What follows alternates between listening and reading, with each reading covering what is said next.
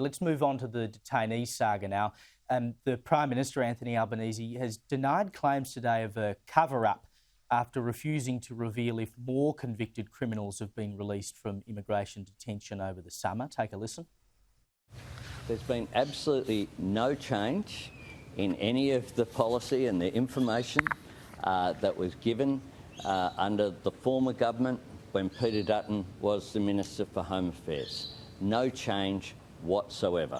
So how many criminals have been released? Well, there's been no change whatsoever when that's not the question. The question is how many?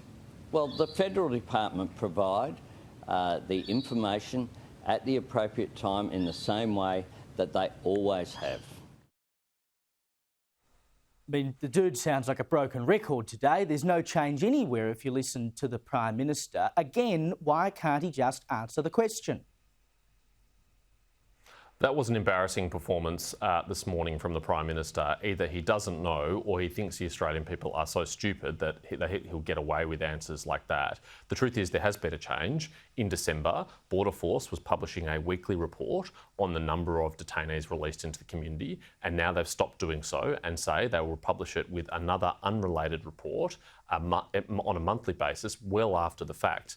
And the Prime Minister wasn't able to answer basic, straightforward questions about this. He's got his Home Affairs Minister on extended leave. He's got his Immigration Minister who's acting as the Home Affairs Minister, but apparently in witness protection because he hasn't been doing any media or answering any questions or doing any press conferences about this. This is a total shambles and a cover-up, and it's obvious why. The government is embarrassed by its own failures. It's been unwilling and unprepared to deal with these issues. It hasn't even used, as far as we can tell, the preventative detention scheme that the Parliament rushed through by Christmas to protect the community, to get the most hardened criminals off the streets. It's time the Minister came back from the holidays, got their feet behind the desk, made applications to the court to get these dangerous criminals out of the community and to protect us.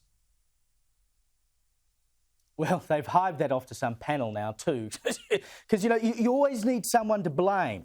And the most common person that seems to be blamed for everything at the moment is Peter Dutton. And so it was again today, because it's been revealed that the number of people failing the Australian citizenship test has surged under this government. The pass rate has fallen to 65% compared to 80% under the coalition between 2017 and 2021. Predictably, the government has blamed the changes that your government made to the test in 2020 for this. Why do you think that the pass rate has fallen so starkly? Well, before the last election, as opposition leader, Anthony Albanese said he would show up and he would take responsibility. He wouldn't shift blame, he would fix the problems. Well, this is not doing that. It's not taking responsibility. It's not showing up. He's not even across the problems. It's pretty clear from the media reporting today that the reason for this crash in testing scores under the Labor Party is that the questions that are being failed are the values questions. And that's actually quite a worrying thing.